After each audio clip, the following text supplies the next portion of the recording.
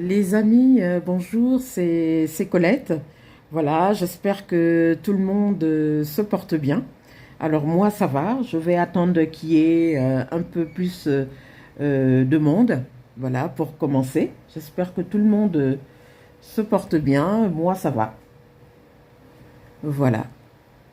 Je voulais déjà vous dire merci donc pour les commentaires de tout à l'heure.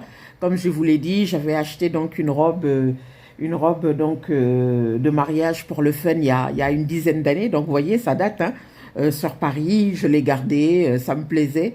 Et puis là, tout à l'heure, j'ai vu donc cette publication donc qui parlait d'entretien donc de robe de mariage et ça m'a donné donc l'idée de la ressortir et de vous la présenter. Voilà, merci encore donc pour vos commentaires. Je vais attendre. Ah, il y a quelqu'un. Alors bonjour à tous. Donc voilà, j'espère que tout le monde se porte bien. Moi ça va et tout. Alors donc je fais cette vidéo aujourd'hui pour vous parler d'un concept. Ah, il y a plus personne. Donc, je vais attendre un peu. Alors, en attendant, je vais partager. Alors, là, en attendant qu'il y ait donc du monde.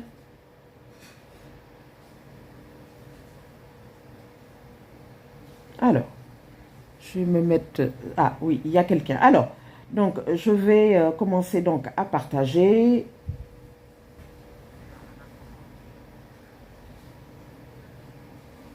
Voilà.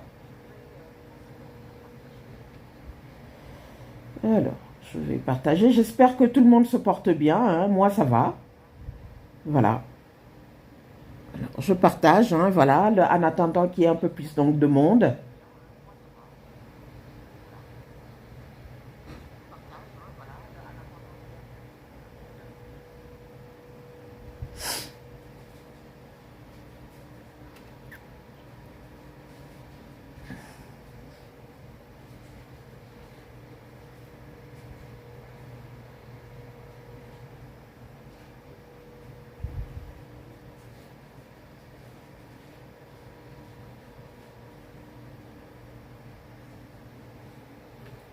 Alors, là, je vois qu'il y a deux personnes.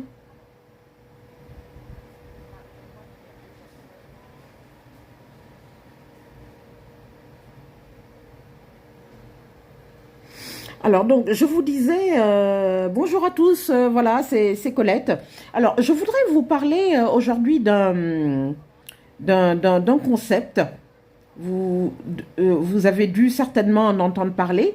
Alors, il s'agit donc du mouvement locavore. Alors, locavore, local comme local, et vor comme voilà,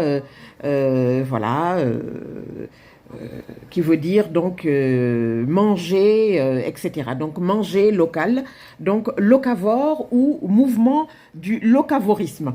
Alors, le locavorisme, qu'est-ce que c'est? C'est un mot que j'ai découvert, mais bon, vous allez voir, hein, on pratique le locavorisme tous les jours sans s'en rendre compte. Alors, qu'est-ce que c'est? C'est un mouvement, en fait, qui prône la consommation de nourriture produite dans un rayon allant de 100 à 250 km maximum autour de son domicile. Donc, est nommé locavore, donc une personne qui adhère donc au locavorisme. Voilà, donc c'est tout. Ça veut dire simplement quelqu'un donc qui consomme local.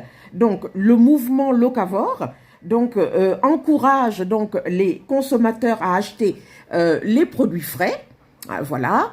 Euh, les produits frais donc de saison. Donc là, je vais donner donc un exemple. Euh, voilà, actuellement donc on trouve donc des pêches, on trouve également donc on trouve des melons, on trouve des pastèques, voilà, on trouve encore les oranges, oui, j'allais dire donc les mangues, après ça dépend, voilà, et tout. Et tout. Donc c'est ça. Donc le locavorisme, c'est encourager donc des consommateurs à acheter donc les produits frais de saison, notamment donc dans les marchés, aux agriculteurs, donc aux paysans locaux, par exemple les points de vente collectifs ou AMAP, voilà, les cueillettes à la ferme par exemple. Voilà, choisir donc leurs propres aliments en faisant donc valoir donc la qualité du produit frais, des produits locaux dont le goût serait meilleur donc que les produits industriels.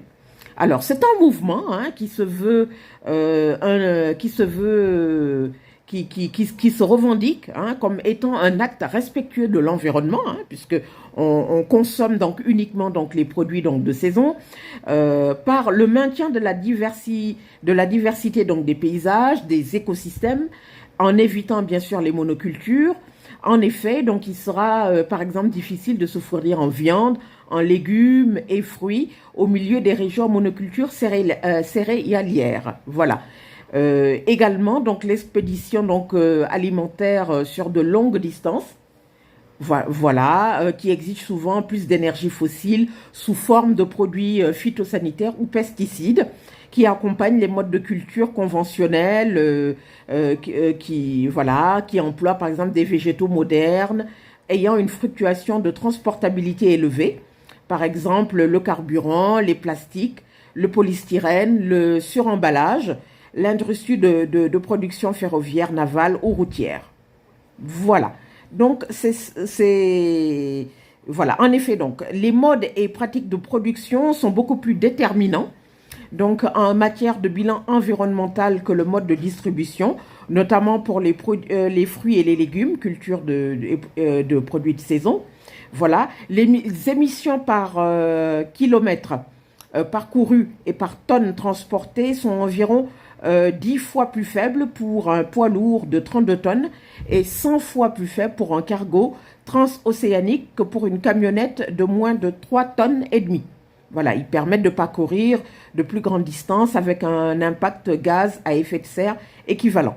C'est un mouvement donc qui se veut un acte de stabilité sociale par le maintien harmonieux des populations sur les territoires. Alors, pourquoi est-ce qu'on en parle aujourd'hui du mouvement locavore? Alors, comme vous le savez, on traverse beaucoup de problèmes dus à l'environnement. Vous avez vu donc dernièrement donc en France, là on y est là actuellement donc avec les feux de forêt. Il y en a eu donc en Grèce, il y en a eu en Californie, aux États-Unis, il y en a eu au Portugal, etc., etc. Voilà, on a vu également donc des glissements de terrain, notamment donc en Chine, etc., en Allemagne dernièrement. Donc, cette façon de consommer, donc le locavorisme, permet justement à ce que notre environnement soit plus respectueux, protège un peu plus la nature. On en a de plus en plus besoin, justement pour sauver notre planète. C'est très, très, très important. Après, vous me direz, on n'a pas tous, l'occasion peut-être d'aller au marché, de prendre des produits frais. Si. Il suffit par exemple de se dire, ben, écoutez, aujourd'hui je ne travaille pas, ou alors c'est dimanche, je peux aller par exemple dans mon marché de mon quartier et prendre donc les produits que je trouve à disposition. Voilà. Là, ce sera par exemple la saison des pastèques, des melons, des pêches, etc., etc. Voilà. Donc, je peux me fournir donc en fruits de saison. C'est bon pour nous et c'est bon également donc pour l'environnement. Voilà. Le terme locavore, donc je reviens à mon texte, a été inventé par Jessica Prentice, donc des États-Unis, à San Francisco, en 2005, à l'occasion de la Journée mondiale de l'environnement, qui a proposé aux résidents locaux d'essayer de manger seulement les aliments cultivés ou produits à l'intérieur d'un rayon de 160 km. Voilà. Donc, le mouvement locavore, donc ce mot locavore fut, par exemple, le mot de l'année, on va dire, hein, puisqu'il a été élu mot de l'année 2007. Voilà. Donc, après 2005, donc 2 années se sont écoulées. Donc, il était de plus en plus utilisé, etc.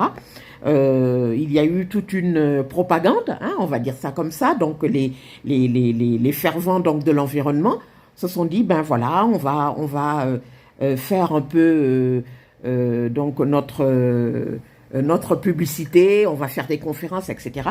Et ce mot donc a été élu donc au mot de l'année donc 2017. Donc il est rentré donc dans l'édition 2010 du Larousse, hein, donc voilà. Et en 2014, un sondage qui a été mené par l'Institut Ipsos indiquait que 80% des consommateurs en France disent acheter des produits locaux. Donc déjà en 2014.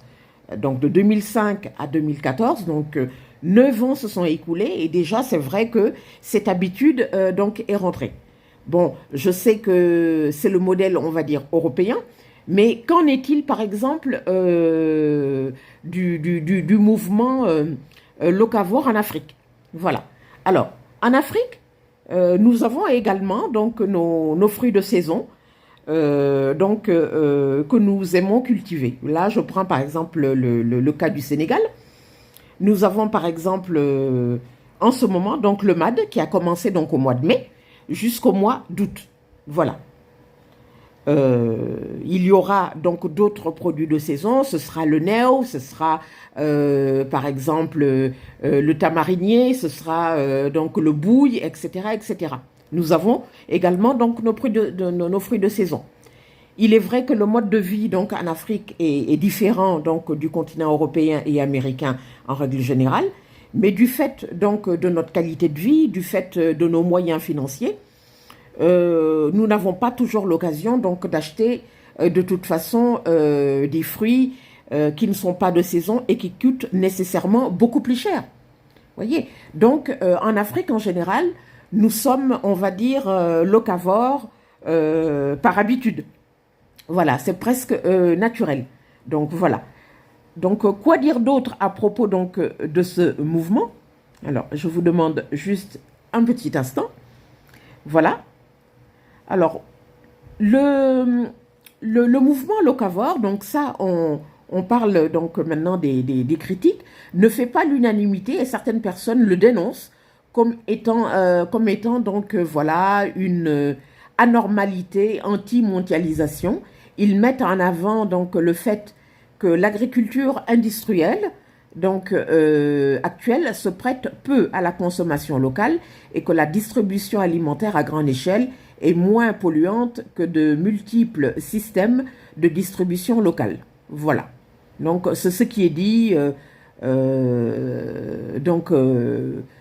dans le volet critique. C'est-à-dire, sans nier que le système alimentaire mondial n'est pas soutenable, il ne faudrait pas pour autant verser dans un locavorisme par trop radical qui s'avérerait contre-productif aussi bien sur le plan de la qualité alimentaire que celui de l'empreinte écologique. Voilà, il ne s'agit pas de prendre donc en compte uniquement donc les kilomètres parcourus par les aliments, mais l'empreinte environnementale pour procéder in fine à un bilan global, quitte à acheminer les aliments par rail et non par la route. Voilà, donc pour donc, la critique, donc voyez, c'est-à-dire que les personnes qui sont contre disent justement non, non, mais attendez, faites attention, le locavorisme, ça peut être également... Alors, je vous demande juste un petit instant.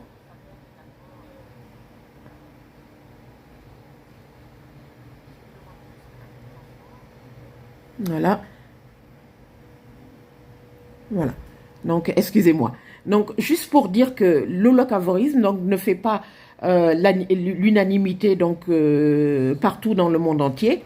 On trouve que le locavorisme, bon, par exemple,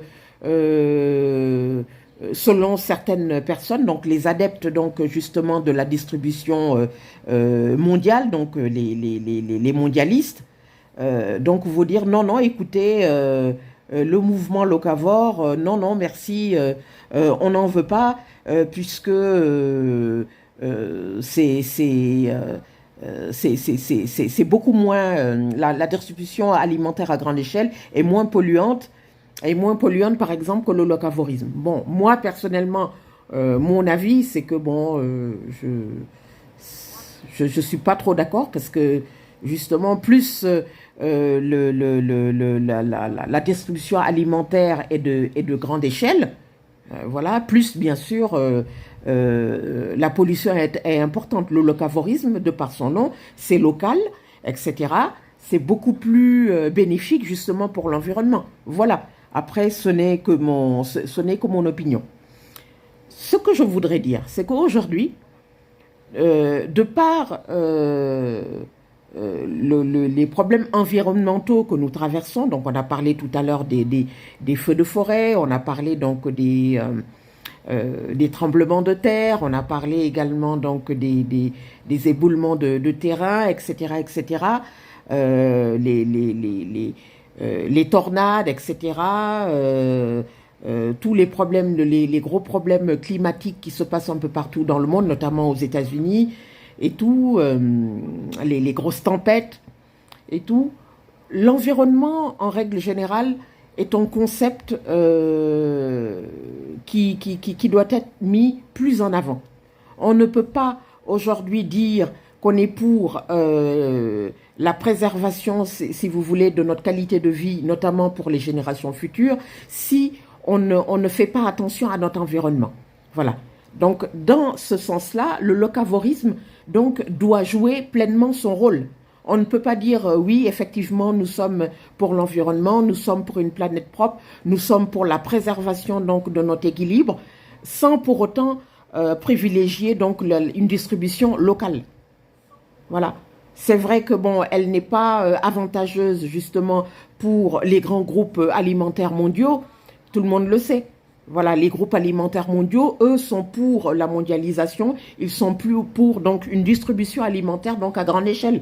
Mais si on veut préserver la planète, si on veut faire en sorte, si vous voulez, que nos enfants, nos petits-enfants, nos arrière-petits-enfants puissent trouver une planète vivable, voilà, et vivre dignement, vivre heureux et tout, il faut préserver justement ce côté-là. Donc ce côté local donc, doit être vraiment mis en avant.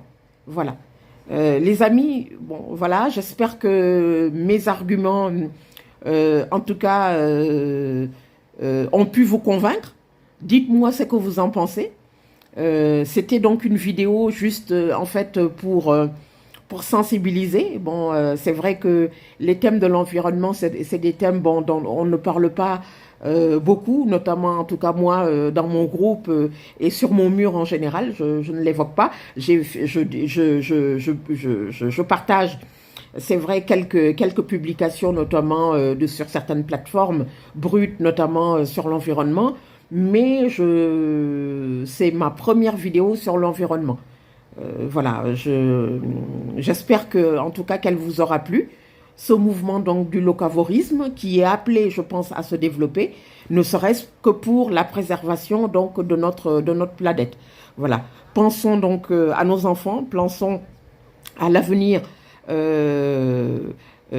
nos petits-enfants, nos arrière-petits-enfants, donc notre équilibre, je veux dire même notre vie, même d'être humain, donc en dépend. Voilà. Le locavorisme, vous pouvez avoir donc bien sûr des informations plus complètes donc sur ce mouvement qui est appelé donc bien sûr à se développer au cours de ces dizaines d'années, donc sur les réseaux sociaux, sur Google, etc., etc. Le locavorisme. Voilà, ou comment être locavore, quelles sont les solutions, etc., les avantages ainsi que les inconvénients. Voilà. Moi, pour ma part, je vous remercie. Voilà, de m'avoir écouté et je vous dis à très bientôt. Comme je l'ai dit, j'ai ma chaîne YouTube que je développe en ce moment. N'hésitez pas donc à y aller, à vous abonner, etc. Moi, ça me fait énormément plaisir puisque c'est un travail supplémentaire que je prends pour télécharger donc la vidéo et bien sûr la partager sur la chaîne YouTube. Donc c'est le même nom, Colette Fanta Borelli. Merci beaucoup. C'était donc le locavorisme pour cette journée donc c'est du 18 août 2021. Voilà, je vous dis à très très bientôt donc les amis. Voilà, prenez soin de vous et à très très bientôt. Merci. Au revoir.